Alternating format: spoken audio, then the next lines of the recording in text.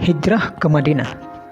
Setelah merasa seolah-olah putus harapan bahwa penduduk Mekah tidak mau menerima dakwahnya, Nabi SAW mulai menghadapkan dakwahnya kepada suku bangsa lain. Mulailah Nabi mendakwahkan Islam kepada tamu-tamu pendatang haji.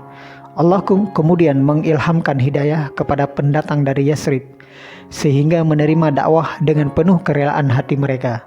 Nabi Muhammad merasa lega atas tanggapan mereka yang telah mengikuti baiat dengan Nabi di Aqabah, sehingga terbukalah bagi Rasulullah dan sahabatnya pintu harapan untuk dapat melakukan dakwah secara bebas dan luas, sehingga dapat melaksanakan perintah agama. Setelah baiat itu, Rasulullah memerintahkan kepada para sahabatnya untuk mulai hijrah ke Yasrib secara terpisah, agar tidak menimbulkan kecurigaan dari kaum Quraisy. Namun akhirnya diketahui juga, sehingga kaum Quraisy berusaha menarik kembali orang-orang yang telah berhijrah yang dapat ditarik untuk difitnah atau disiksa.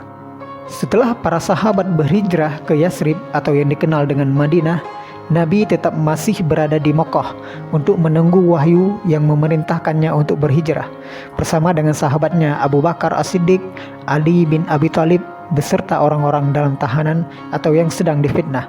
Pada waktu itu Abu Bakar meminta izin untuk berhijrah kepada Nabi. Namun Rasulullah menjawabnya, "Engkau jangan terburu-buru. Kemungkinan Allah Subhanahu wa taala akan menjadikan engkau sebagai sahabat." Sehingga Abu Bakar pun mengundurkan hijrahnya untuk menemani Nabi nanti ketika berhijrah. Dalam keadaan demikian, kaum Quraisy semakin memperketat pengawasan mereka terhadap pergerakan Nabi dan bahkan berencana melakukan pembunuhan terhadap Nabi. Mereka bersepakat untuk mengirimkan seorang pemuda militan dari masing-masing setiap suku, sehingga apabila Nabi terbunuh, maka darahnya berpencar-pencar pada setiap suku Quraisy, sehingga Bani Hashim tidak mampu melawan seluruh suku Quraisy. Ketika kaum Quraisy sedang menyiapkan usaha makarnya terhadap diri Nabi, di saat yang sama Abu Bakar juga sedang mempersiapkan perbekalan untuk melakukan hijrah bersama Nabi.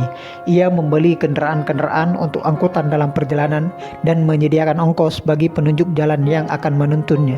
Juga melatih para putra-putrinya dan para hamba sahaya yang telah dimerdekakannya keahlian ketentaraan. Para pemuda Quraisy pun mulai melakukan pengepungan terhadap rumah Nabi dengan pedang terhunus di tangannya, sehingga telah siap untuk membunuh Nabi ketika Nabi keluar dari rumah. Namun Allah Subhanahu wa taala lebih mengetahui apa yang mereka ketahui dan memberitahukan hal tersebut kepada Nabi dan memerintahkan Nabi untuk berhijrah ke Madinah.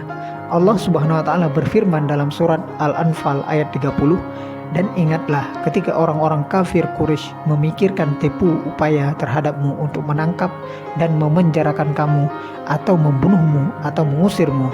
Mereka memikirkan tipu daya dan Allah menggagalkan tipu daya itu, dan Allah sebaik-baik pembalas tipu daya." Rasulullah memerintahkan Ali bin Abi Thalib untuk tidur di tempat tidurnya dan berselimut dengan selimutnya. Ali melaksanakan perintah Nabi tersebut dan telah siap mengorbankan dirinya menggantikan Nabi demi tegaknya Islam. Ketika di sepertiga malam terakhir Rasulullah keluar dari rumahnya dan keajaiban pun terjadi. Para pemuda kaum Quraisy yang telah mengepung rumahnya tidak dapat melihat Nabi. Mereka seperti sedang tertidur, sehingga Rasulullah berjalan saja di hadapan mereka menuju ke rumah Abu Bakar. Di rumah, Abu Bakar pun sedang menanti kedatangan Nabi, sehingga berangkatlah Nabi yang ditemani Abu Bakar ke arah selatan menuju ke Gua Sur untuk bersembunyi. Ketika pagi harinya, betapa kecewanya para pemuda Quraisy karena Nabi telah lolos dari pengepungan mereka dan hanya menemui Ali.